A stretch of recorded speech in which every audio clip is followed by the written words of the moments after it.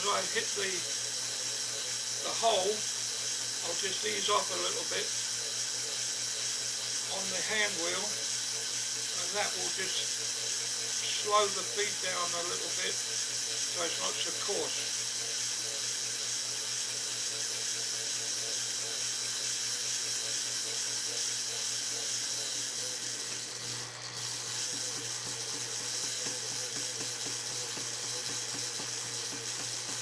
Eventually, like this is a fairly big cut.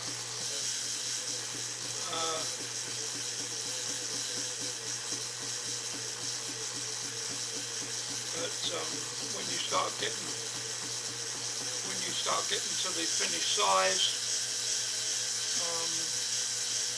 you can afford to feed it a bit more in line with everything, because it's a light cut.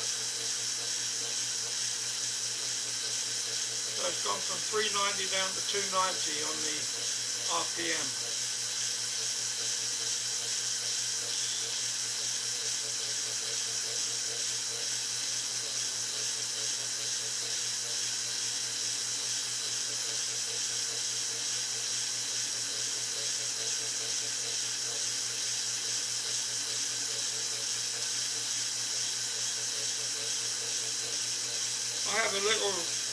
I put a little tapped hole in the top of this carriage that opens out into underneath the carriage, and that allows me to squirt oil in there so that it comes out from each side of the carriage, which I kind of like. I like to see the oil oozing out, and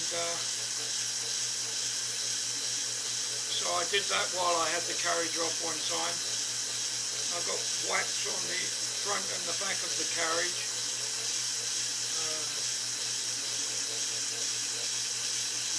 With pipe cleaners in there as wax.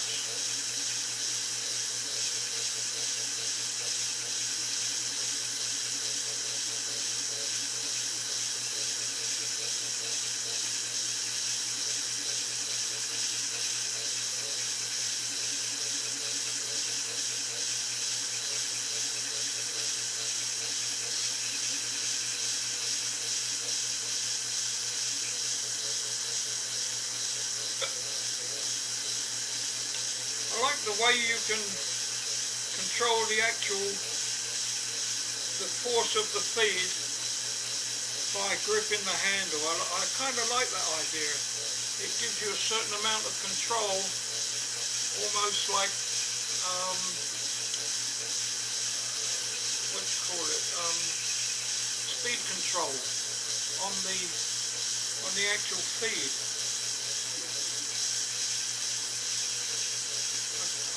I like that idea.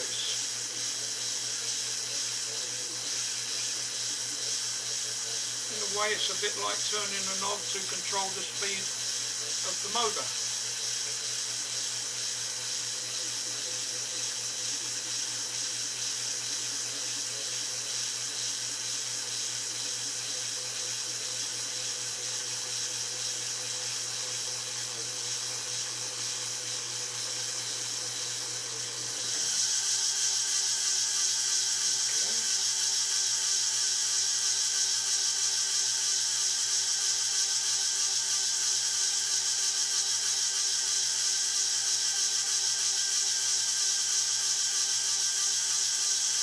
Just like anything else, you can take a spring cut and you can probably make 2 passes on that setting and it'll still remove metal. So you have to kind of remember that it might fit at the front, but it probably won't fit at the back.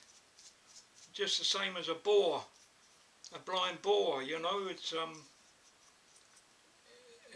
It's one of the things that you learn, probably by mistake, or if you're told it's okay. I'll take a reading. Now, it's another thing. When I was younger, I spent about 3 years on a jig borer, making dies and making our own, what do you call it, our own die blocks, the bottom and the top with the pillars and the bushes. And there was no ball bearings at that time, ball bearing sleeves. It was metal to metal, and so your machine certainly had to be top notch at the time, and never had ball gauges. This is what we used for sizing our holes, and for, I don't know, you can buy these for maybe on eBay for $10, $15, maybe $20. I would say it's a good way of getting a feel for sizing for anybody out there that's hasn't done much jig boring and hole sizing, and you get a feel just the same as you get a feel with the ball gauges. I'll show you something. I think I've got them here. Yeah.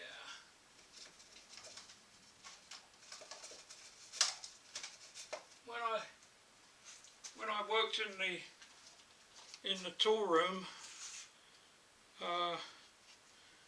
we manufactured our own dies, and some of the die holes were a 32nd in diameter, and after a tool had gone out into the press shop and done say 100,000 components in a progression die, boom boom boom boom boom, it would come in and you'd have to strip it all down and do a regrind on it.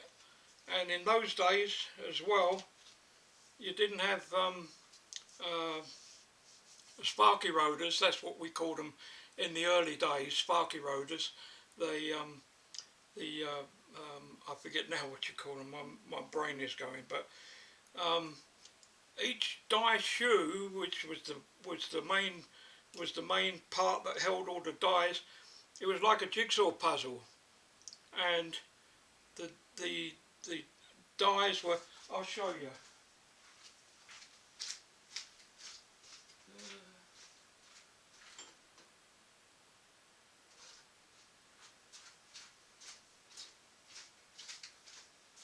Here's a couple that I kept that were off of old dies, and they're all ground and sharp and square and everything.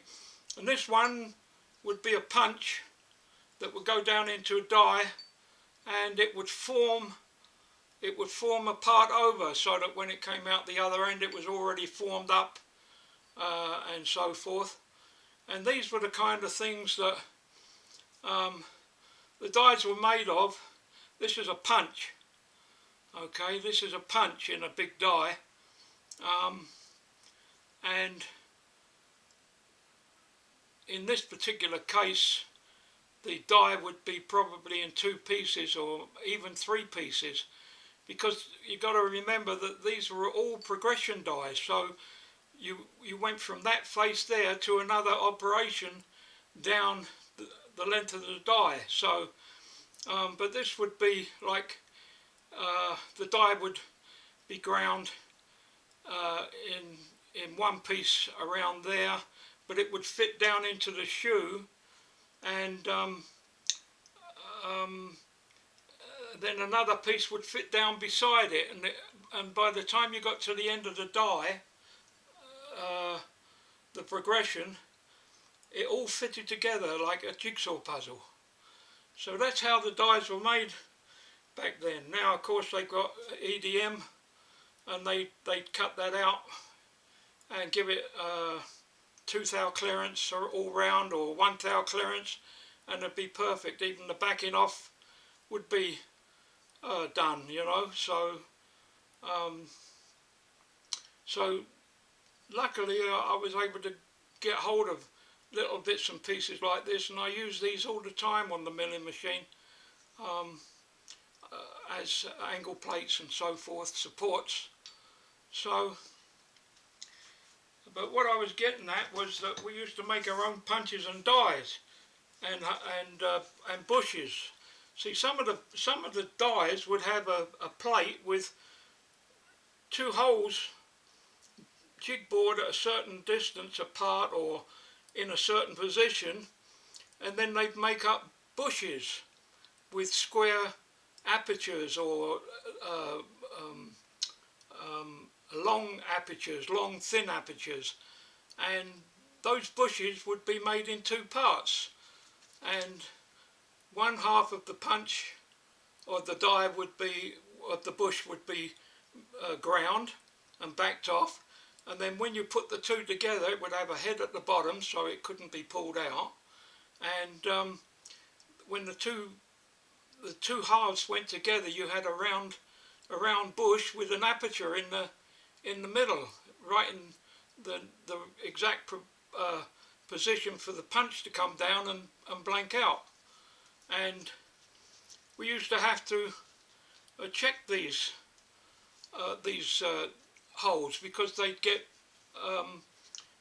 bell-mouthed at the top, you know, and so you'd start getting burrs on the holes of the part. So this is the kind of thing that, this is a ball gauge, and it has two little ball bearings either side, and the rod has a V on it, a pointed part, and as you screw it in it pushes the balls out, and this is what we used to check dies when they came back in. So that's a 32nd, that's 110 up to 125, and it goes right the way up to 1/8 of an inch. Oh, well, yeah.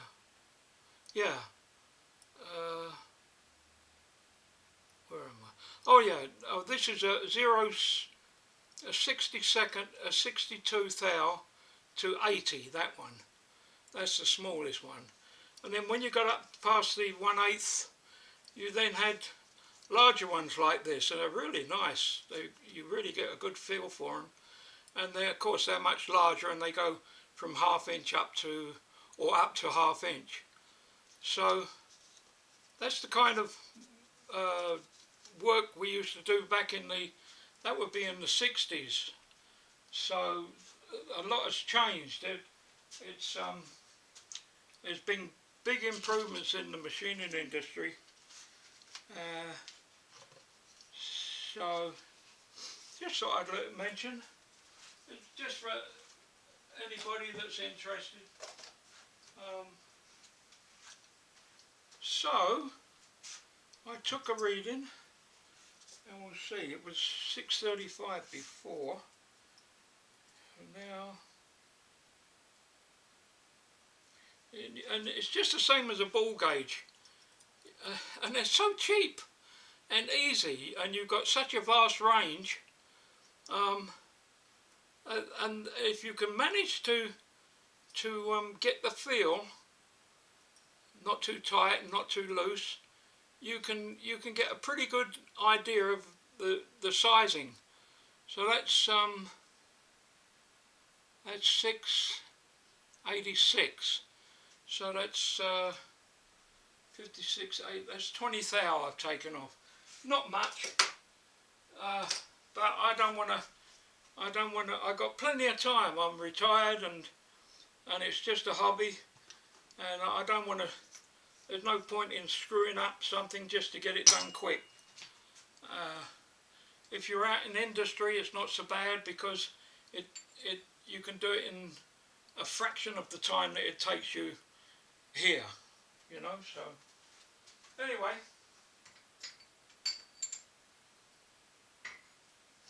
we're getting there.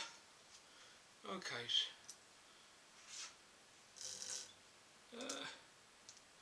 So I think maybe you've seen enough.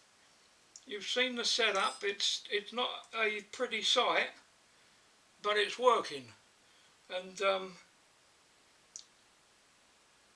this is really what it's about, really, as a hobby. It shouldn't be a rush. It's nice if you can, but you know, if you've got a Bridgeport, you can obviously take a big whacking cut compared to a little take. So you have to work with what you got. I guess that's about it. Well, anyway, I'm going to call off now, and I'll get back to you when I've got this set up for the 3/8 lead screw that I have to machine, and we'll see how that goes. So thanks for clicking on the hand signals, and any comments are appreciated, and I hope somebody out there has learnt something or it's put them in the right direction. So I'll see you later. Bye.